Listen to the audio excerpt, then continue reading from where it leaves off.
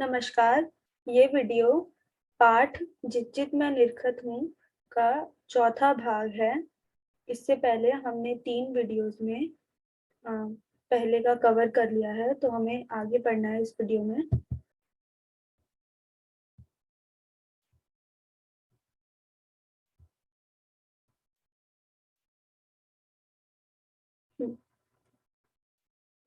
यहाँ तक हमने पढ़ लिया था।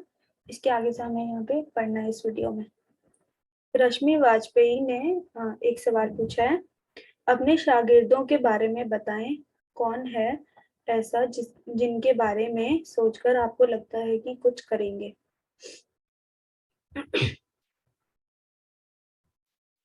तो बिरजू महाराज जी कहते हैं, शागिर्द में ऐसा है कि अब तुम हो इतने अरसे से। तो ये कहते हैं कि शागिर्द में सबसे पहली स्टूडेंट, क्योंकि इनकी अच्छी स्टूडेंट इनकी रश्मि वाजपेयी जी ही थी। तो ये कहते हैं कि शागिर्द में सबसे पहले से काफी अरसे से रश्मि वाजपेयी जी हैं। फिर इसके बाद किसी भी अच्छे खानदान की लड़की के नाम से तो हम कहेंगे यही कि शाश्वती लगी हुई है। तो इनकी एक और स्टूडेंट है शाश्वती जी। तो उनको भी ये कहते हैं कि ये काफी अच्छी स्टूडेंट है, ये भी एकदम मन लगा करके एकदम डेडिकेटेड है कथक सीखने के लिए। 15-20 साल से और कुछ दिन पहले मैंने ये कहा कि उनके अंदर रंग अब शुरू हुआ है। तो वो बता रहे हैं कि शाश्वती जी पिछले 15-20 साल से उनसे कथक सीख रही हैं, और कुछ ही दिनों पहले ये जो साक्षात्कार हुआ था इनका, तो इसके कुछ ही दिनों पहले उन्होंने उनको कहा कि अब उनमें कुछ कुछ थोड़ा रंग शुरू होने लगा है, यानी कि काफी वो अच्छा करने लगी हैं अब कथक में। वैसे विदेशियों में वेरोनिक भी तरक्की कर रही हैं। तो यहाँ पर कहते हैं कि विदेशों में एक वेरोनिक नाम की लड़की है, वो भी काफी अच्छी तरक्की कर रही हैं कथक में। उधर फिलिप मैकलिन टॉक था। तो ये कह रहे हैं कि उधर एक फिलिप मैकलिन टॉक थे, वो भी इनके काफी अच्छे शागिर्द हैं। वह चला गया बहुत अच्छा, वह इस वक्त अच्छा होता। तो वो कह रहे हैं कि ये जो थे फिलिप मैकलिन, ये भी बहुत इनके अच्छे शागिर्द थे, मगर वो किसी कारणवश छोड़ करके बीच में ही चले गए। लाजवाब, वो इनको कह रहे हैं कि वो काफी अच्छे होते हैं, लाजवाब, इनको कह रहे हैं कि काफी लाजवाब थे वो। यानी कि बेहतरीन थे वो काफी। उसकी फिर तमन्ना है फिर आकर सीखे मुझसे। तो कह रहे हैं कि हाँ, फिलिप मैकलिन की फिर से और इच्छा है कि वो फिर से आकर के दोबारा उनसे, बिरजू महाराज जी से कथक सीखें। बाकी तीरथ प्रताप, प्रदीप, यह लोग नाम किए हैं, लेकिन इन लोगों को बड़ी जल्दी तसल्ली हो गई कि काम मिल गया, अब हम कमाने लगे हैं, अब इतनी परफॉर्मेंस कर लो, तालियां ले लो, पैसे मिल जाएंगे, बात खत्म हो गई।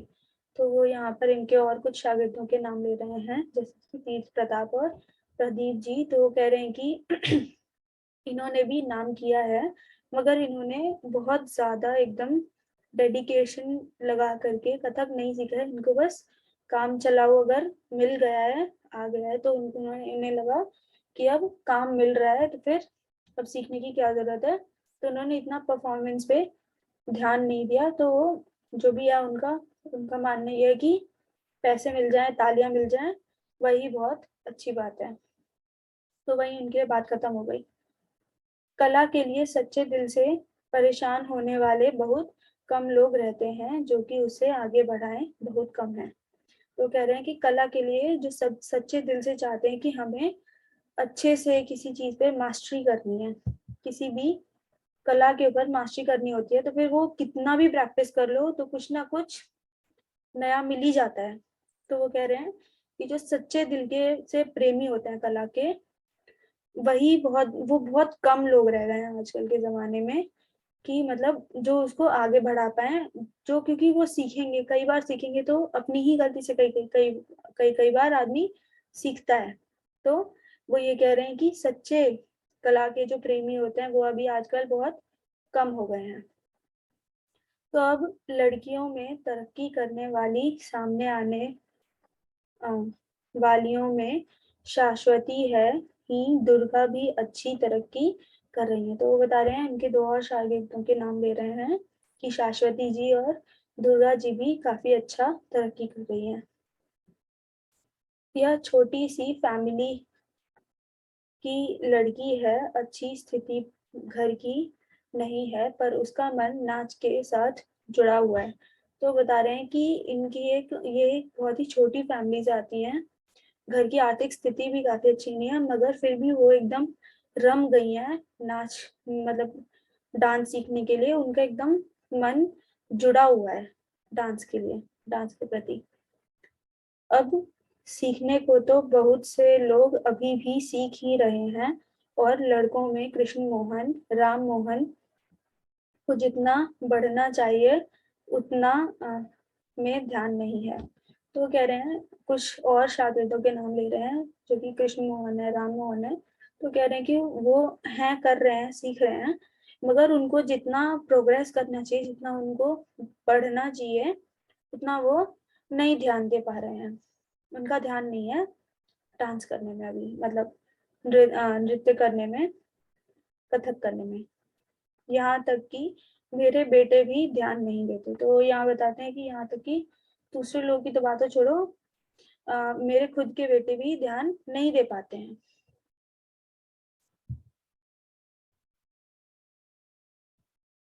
उस तरह का ध्यान नहीं देते जैसे कि मेरी कहानी आपने सुनी है। तो चाहते हैं कि हर पेरेंट चाहते हैं कि हमारा बच्चा हमारी ही परछाई बने, हमारी ही तरह डेडिकेटेड रहे किसी भी काम करने में, जो भी है। हर पेरेंट चाहते हैं कि हमारा बच्चा अच्छे से अच्छा काम करे। तो कह रहे हैं कि जिस तरीके से आपने मेरी कहानी सुनी कि मैंने कितना डेडिकेशन के साथ लगन लगा करके कथक सीखा है, उतना ध्यान मेरे बच्चे, उनके खुद के बेटे नहीं दे पा रहे हैं। इन लोगों ने कभी ये नहीं सोचा कि हाँ, भैया ने कहा है, हुक्म दे दिया है, तो हम 2 साल तक कुछ नहीं सोचेंगे।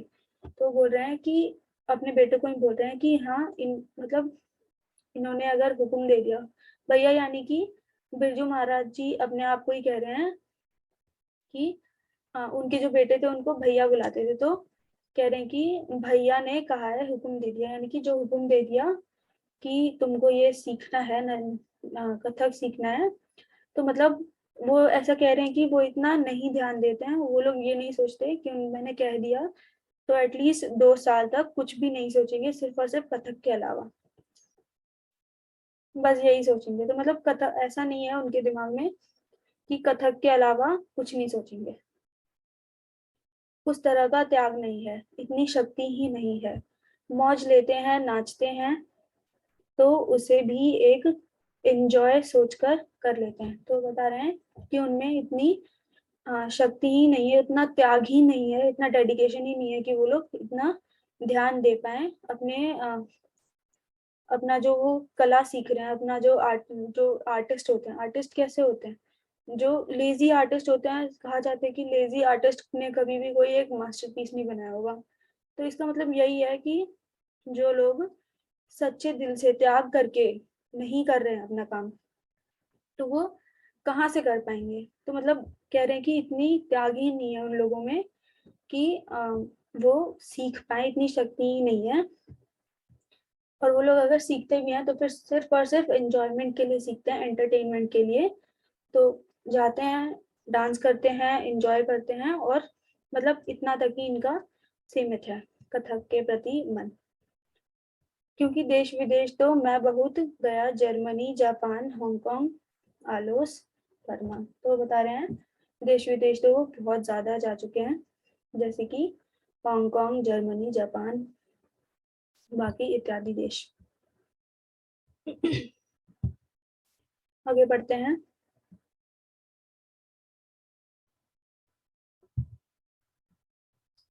रश्मि वाजपेयी जी पूछती हैं, इतनी बार आप गए तो कोई खास बात आपको याद आती है? कोई विशेष आयोजन जिससे आपको लगे कि हम, मतलब वो पूछ रहे हैं कि आपको कोई खास बात याद आती है जितनी इतनी बार आप देश विदेश में ट्रैवल किए हैं, तो कोई खास इंसिडेंट याद आता है या फिर कुछ भी, तो बताइए। तो वो बताते हैं, बिरजू महाराज जी कहते हैं हाँ क्यों नहीं। जैसे लंदन फेस्टिवल तो एक बहुत ही जरूरी था, और एक दफा अमेरिका में 2-4 जगह वहां भी कामगी हॉल में हम नाचे थे। तो वो बता रहे हैं कि लंदन फेस्टिवल का एक वो याद दिला रहे हैं कि वो उनके लिए बहुत ही ज्यादा एक इम्पोर्टेंट परफॉर्मेंस था जो लंदन फेस्टिवल में उन्होंने किया था। और दूसरा वो अमेरिका में भी 2-4 जगह कामगी हॉल में नाचे थे। बड़े अच्छे लोग थे। एक जगह एक लड़का, आंखें उसकी फटी हुई एकदम अंदर आ आया, हफ्ते और हाफते और कांपते हुए। मैंने सोचा जाने क्या हुआ उसको, तो मैंने कहा मेरे साथ फोटो खींच खिंचाना है क्या तुम्हें। तो कह रहे हैं कि एक जगह तो क्या हुआ कि एक छोटा सा बच्चा था, वो एकदम से उनके रूम में आ गया, और एकदम वो एकदम हाँफ रहा था, कांप रहा था, उनको उसको मतलब एकदम वो सक पकाया हुआ था, मतलब वो एकदम शॉक्ड था। तो ये वो कह रहे हैं कि वो एकदम से उनके कमरे में आ गया। तो उन्होंने पूछा कि क्या हुआ, तुमको मेरे साथ फोटो खिंचवानी है।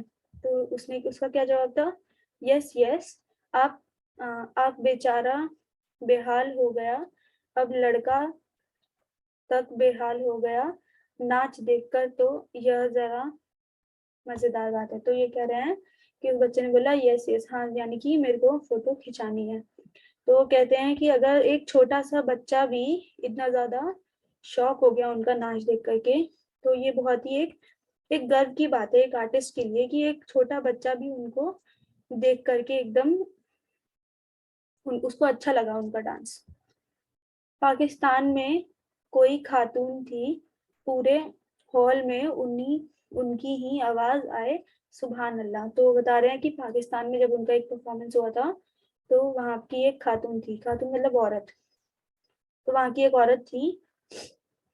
तो ये कह रहे हैं कि पूरे हॉल में जब वो डांस कर रहे थे, तो फिर सिर्फ और सिर्फ उन्हीं की एक तेज से आवाज आती थी सुभान अल्लाह, यानी कि वो एकदम प्रेज करती थी उनके डांस को।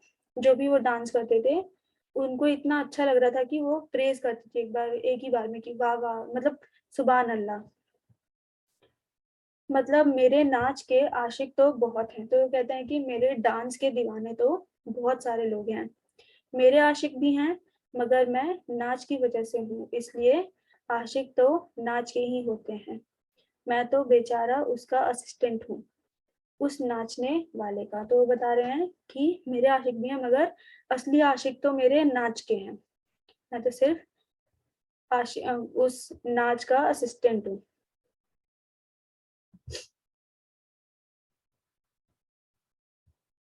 आगे बढ़ते हैं। उसके बाद से तो खैर धीरे धीरे दिल्ली में स्कूटर भी खरीदा। तो बताते हैं बिरजू महाराज जी की उसके बाद फिर उन्होंने धीरे धीरे करके दिल्ली में स्कूटर भी खरीदा। फिर चला नहीं, मगर उनसे स्कूटर चला नहीं, हम लड़ गए खंबे में अपने आप ही। तो वो जब चला रहे थे तो एक उनके साथ एक्सीडेंट हो गया कि वो अपने आप ही जाकर खंबे में जाकर लड़ गया उनका स्कूटर। फिर डर के मारे मोटर खरीदी पुरानी। तो वो बता रहे हैं कि फिर डर के मारे जैसे तैसे उन्होंने एक मोटर खरीदी, 2-4 दर्फ पुरानी खरीदी, यानी कि सेकंड हैंड भी नहीं थी, पता नहीं फोर्थ हैंड थी ये, सेकंड या फोर्थ हैंड थी ये। तो उन्होंने कहा कि एक उन्होंने कार खरीदी, मोटर खरीदी, जो कि इतने मतलब काफी पुरानी थी। फिर बैंक से लोन लेकर नई अम्बेसडर। तो बताते हैं फिर उसके बाद उन्होंने एक अम्बेसडर भी खरीदी। अम्बेसडर अभी आजकल पॉलिटिशियंस चलते हैं, या फिर जो आप देखोगे आईएएस ऑफिसर्स होंगे, या फिर जो बड़े पद्धति के जो ऑफिसर्स होते हैं वो उसमें चलते हैं अम्बेसडर वगैरह में। फिर बैंक के लोन से तो उन्होंने यानी कि एक अम्बेसडर भी खरीदी थी। फिर उसको बेचकर नई फिएट खरीदी। तो वो बताते हैं कि अम्बेसडर को बेच करके फिर उन्होंने एक फिएट खरीदी, न्यू फिएट। अब दूसरी फिएट है, अब उनके पास दो दो फिएट है, यानी कि एक और फिएट है, दो दो फिएट है उनके पास। अब तो ईश्वर की कृपा से काफी सुविधा है, काफी कृपा है उनकी, लोग प्यार करते हैं मुझे बहुत, और मैं उस प्यार की वजह से ही इतना बड़ा हूँ। तो बताते हैं कि ईश्वर का उनके ऊपर कृपा वर्षा है, और लोग भी उनको काफी प्यार करते हैं, और लोगों के प्यार से ही वो इतनी तरक्की किए हैं अपनी जिंदगी में। आगे रश्मि वाजपेयी जी सवाल पूछती हैं, आपको आगे बढ़ने में अम्मा जी का बहुत हाथ है। तो पूछती हैं कि उनकी अम्मा जी यानी कि बिरजू महाराज की अम्मा जी का काफी हाथ है उनके आगे बढ़ने में। तो बिरजू महाराज जी कहते हैं अम्मा जी का बहुत बड़ा हाथ है। तो वो हामी भरते हुए कहते हैं कि हाँ, अम्मा जी का काफी बड़ा हाथ है उनके उनकी तरक्की में, उनके आगे बढ़ने में।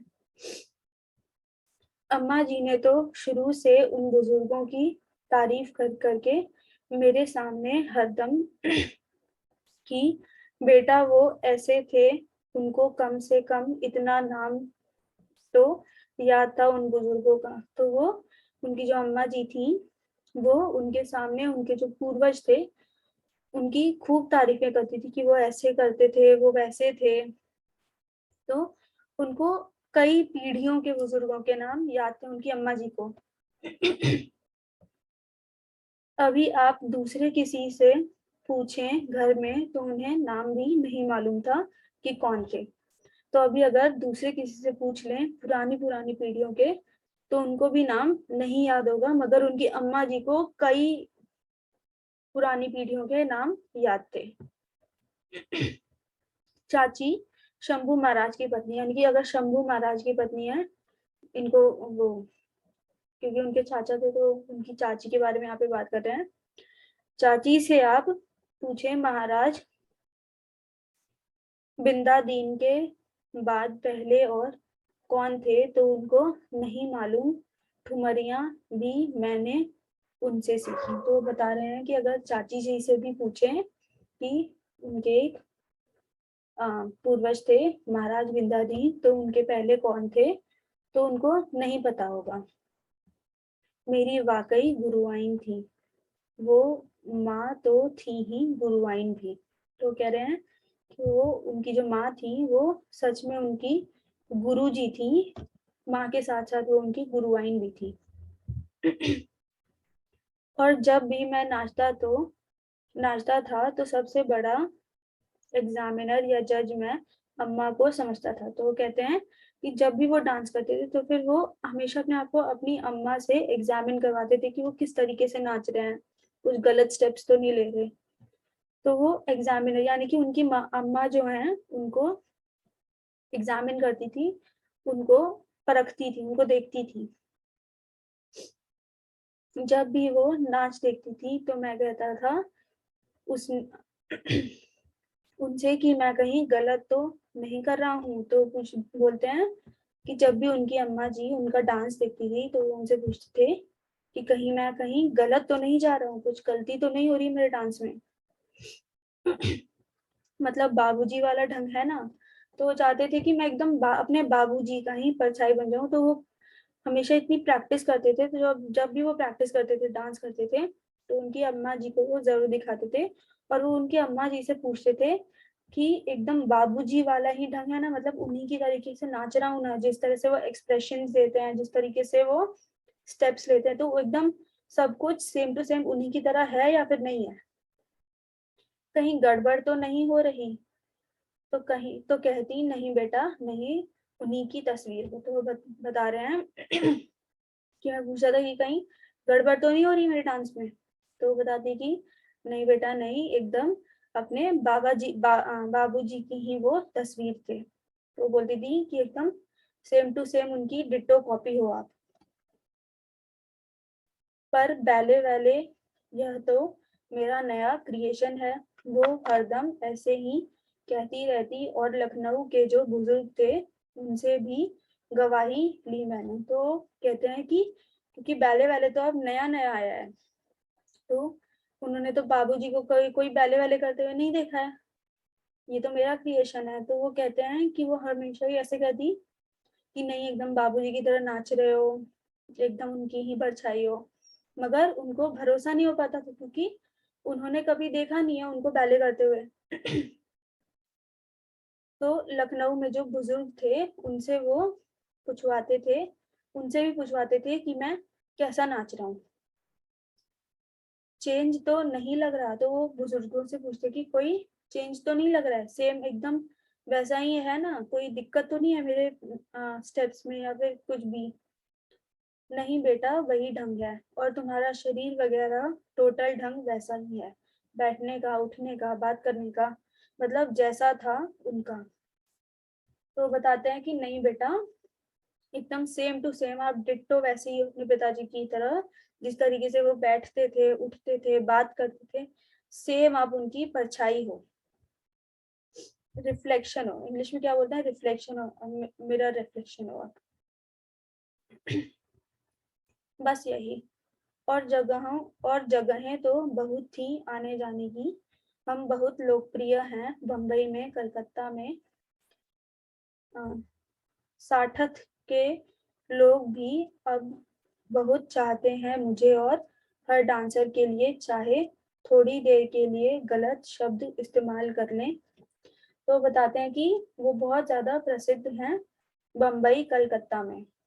तो वो कहते हैं कि काफ़ी लोग मुझे बहुत चाहते हैं, और अगर थोड़ी देर के लिए मान लो उनके लिए कोई गलत शब्द इस्तेमाल कर भी ले, पर दिल से अगर आप पूछेंगे कि ईमानदारी से बताओ तो दूसरा शब्द इस्तेमाल नहीं करेगा। तो बताते हैं कि मान लो अगर वो लोग कभी गलती से मेरे बारे में कुछ उल्टा सीधा बोल भी दें कि नहीं अच्छा नहीं करते हैं डांस ये वो, मगर उनसे अगर आप ईमानदारी से पूछेंगे तो फिर वो अब दूसरा कुछ शब्द बोल भी नहीं पाएंगे, वो जरूर बोलेंगे कि नहीं वो बहुत अच्छा डांस करते हैं, वह यही कहेगा वो अच्छे हैं। तो वो कहते हैं कि वो यही कहेंगे कि वो अच्छे हैं, मतलब अगर ईमानदारी से कहेंगे तो कहते हैं कि अगर वो सच्चे दिल से कहेंगे, ईमानदारी से कहेंगे, तो मतलब जरूर इनके मुंह से यही निकलेगा कि वो काफी अच्छे हैं। और प्रोफेशनल जहां तक आता है तो चार जगह बुराई करेंगे कि उन्हें क्या आता है, वो तो ऐसे ही बेकार आदमी है। तो वो कह रहे हैं कि अगर इसी प्रोफेशन का कोई आदमी, कोई डांसर आदमी, मतलब अगर उससे पूछा जाए कि वो कैसे हैं, तो वो तो ऐसे ही बुराई करेंगे क्योंकि उनका एक कंपटीशन होता है। तो वो तो यही बोलेंगे कि नहीं वो तो बेकार आदमी है, वो तो उनको तो कुछ आता नहीं है, डांस वांस करना कुछ नहीं आता है। तो उनसे तो अगर पूछोगे तो फिर उनके मुंह से बुराई ही निकलेगी उनके बारे में।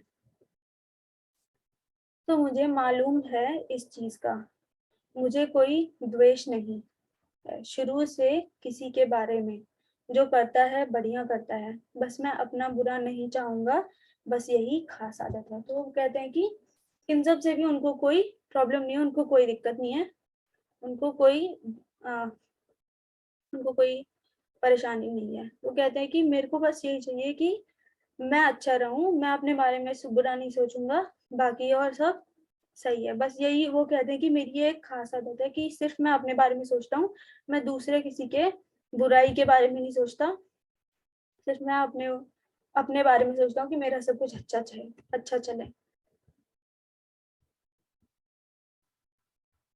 आगे पूछती हैं रश्मि वाजपेयी जी, आपको मंच पर कुछ अनुभव या संस्मरण बचपन के या ऐसे अनुभव जो याद आते हैं? तो पूछती हैं कि ऐसा कोई बचपन का अनुभव या फिर कोई सा भी एक्सपीरियंस जो आपको याद आता है तो बताइए। तो बिरजू महाराज जी कह रहे हैं अब नाचे तो हम बहुत ज्यादा हैं। तो बताते हैं कि अब नाचे तो हम बहुत ज्यादा हैं, इतना कि गिनती करना मुश्किल है, और उस जमाने से। तो बता रहे हैं कि इतना ज्यादा नाचे, इतने ज्यादा परफॉर्मेंसेस दिए हैं देश में विदेश में, कितनी कितनी कई कई बार दिए हैं कि वो उनको याद भी नहीं, तो उंगलियों पे काउंट भी नहीं कर सकते, गिनती भी नहीं कर सकते उनकी। रामपुर नवाब के महल में भी नाचा हूँ, नेपाल महाराज के यहाँ भी नाचा हूँ, और जमींदारों के यहाँ भी नाचा हूँ, जहाँ का मैं अक्सर तमाशा सुनता रहता हूँ कि जहाँ महफिल भी लगी है कि लड़का नाचेगा, जरा चारों तरफ थोड़ा खिसक कर जगह बनाओ तो सब खिसक जाएं। तो कहते हैं कि जहां जहां भी नाचा हूँ, हर जगह नाचा हूँ, और जहां पर महफिल लगी है कि मैं नाचने वाला हूँ, तो थोड़ा खिसक कर जगह, मतलब थोड़ी सी जगह बनाओ तो सब आराम से खिसक जाते हैं। मतलब इतना ज्यादा उनके डांस को देखने का क्रेज था लोगों में। तो नीचे गलीचा, गलीचे पर चांदनी, और चांदनी गलीचे के नीचे जमीन पर, कहीं पर गड्ढे हैं, कहीं पर खांचा है, मतलब यह सब नहीं, कौन परवाह करे। तो बताते हैं कि अब कहीं पर भी गड्ढे में, कहीं पर भी कुछ भी अगर हो जाए तो फिर उससे अब कोई लेना देना नहीं था। जहां जगह मिल जाए वहीं उनको नाच अपना चालू कर देना था, अपना उनका प्रदर्शन चालू कर देना था, परफॉर्मेंस चालू कर देनी थी। तो उनको कोई परवाह नहीं होती थी। ठीक है। आजकल हमारे नए डांसर हैं कि स्टेज बड़ा खराब है, बड़ा टेढ़ा है, बड़ा गड्ढा है। तो वो कहते हैं कि आजकल के डांसर सबसे पहले स्टेज देखते हैं कि स्टेज कैसा है, स्टेज खराब है कि सीधा है, एकदम सपाट है ना। तो वो कहते हैं कि हमारे जमाने में ऐसा कुछ नहीं था कि स्टेज ढूंढना है या फिर ऐसा कुछ, जहां जगह मिल जाए वहीं पर हम अपनी परफॉर्मेंस दिखाना स्टार्ट कर देते थे। हम लोगों को यह सब सोचने का कहाँ मौका मिलता था। तो वो कह रहे कि हम लोगों को ये सब सोचने का मौका ही नहीं मिलता था कि क्या करना है, क्या नहीं करना है, क्यों, कितना खराब जगह है या फिर कैसा भी। हम लोग को तो जहां पर जगह मिल जाए बस वहीं। अब गर्मी के दिनों में जरा सोचो, न एयर कंडीशन, न कुछ, वो बड़े बड़े पंखे लेकर जो नौकर चाकर थे वो हाँकते रहते थे। तो बता रहे हैं कि गर्मी के दिनों में ना एयर कंडीशन था, ना पंखे थे, कुछ नहीं था। बट जो पहले के जमाने क्या होता था कि जो नौकर होते थे वो बहुत बड़े बड़े पंखे होते थे, वो उसे लेकर के हिलाते थे, तो फिर उससे हवा थोड़ी मोड़ी जो भी निकलती होगी, वैसे ही पसीना बह रहा है, वैसे ही डांस कर रहे हैं, तो फिर मतलब ऐसा कुछ वो ज्यादा नहीं सोचते थे। अपनी कंफर्ट जोन से बाहर निकल करके उन्होंने सारा का सारा अपना परफॉर्मेंसेस दिया है। तो उन्होंने कभी ऐसा नहीं सोचा कि मेरे को स्टेज चाहिए, एयर कंडीशन चाहिए, मेरे को एकदम कंफर्टेबल जगह मिलेगा तभी मैं डांस करूंगा, ऐसा उन्होंने कभी नहीं सोचा। उनसे भी हाथ बचाना पड़ता था। तो वो बता रहे हैं कि जब वो पंखे चलाते थे तो उनसे भी उनको कभी कई बार हाथ बचाना पड़ता था कि स्टेप्स करेंगे तो कहीं हाथ वाथ ना लग जाए, नाचने में उससे न लड़ जाए कहीं, दूसरे की गैस लाइट जल रही है उसकी भी गर्मी। तो पहले गैस मतलब लाइट जलती थी बड़ी बड़ी, तो उनसे भी काफी ज्यादा हीट प्रोड्यूस होती थी, तो उससे भी काफी ज्यादा गर्मी होती थी। तो एकदम कंफर्ट जोन से बाहर निकल करके एज एन आर्टिस्ट उन्होंने काम किया है। फिर रश्मि वाजपेयी जी पूछती हैं, अक्सर रात में होते थे या दिन में भी होते थे प्रोग्राम। तो ये पूछती हैं कि ज्यादातर रात में ही प्रोग्राम्स होते थे या फिर दिन में भी होते थे। तो बिरजू महाराज जी बताते हैं दिन में भी होते थे। भैरवी का प्रोग्राम जो कहा जाता था, यह कायदा था कि रात को 1:30-2 बजे तक तो चलना था नाच वाच। तो बताते हैं कि रात को 1:30-2 बजे तक नाच ही चलता था, डांस ही चलता था, जो भी प्रोग्राम होता था। उसमें थोड़ा भाव गीत वगैरह हुआ ठुमरी भाव पर विशेष। दूसरे दिन 10 बजे की महफिल सुबह 10 बजे से 4 बजे तक भैरवी का एक प्रोग्राम कहलाता था। तो वो कह रहे हैं कि भैरवी का एक प्रोग्राम 10 बजे से 4 बजे तक चलता था और लगातार उनको डांस करने था। ऐसा नहीं है कि वो कहीं ब्रेक ले लेंगे या फिर क्या। तो जब कहीं पे भी जाते थे तो उनको कोई स्पेशल ट्रीटमेंट नहीं मिलता था। जहाँ जाएंगे तो फिर परफॉर्मेंस है तो लगातार परफॉर्म करेंगे। आजकल की तरह नहीं कि मतलब आए 1 घंटे का चार्ज लिया और फिर चले गए अपना पैसा वैसा बटोर करके, ऐसा नहीं था। तो उससे समापन होता था। माने टोटल प्रोग्राम, मतलब कि पूरे फुल टोटल प्रोग्राम में जितने देर तक प्रोग्राम चल रहा है उतनी देर तक उनको अपना डांस परफॉर्मेंस देना होता था। यानी डांस आया है डांसर आया है तो सुबह से लेकर शाम तक। तो बताते हैं कि अगर डांसर को हायर किया है तो वो सुबह से लेकर शाम तक, जब तक से प्रोग्राम चलेगा तब तक से वो अपना डांस ही दिखाएंगे। तो यहाँ पर हमारा चैप्टर पूरा कवर होता है और ये वीडियो भी यहीं समाप्त होती है। धन्यवाद।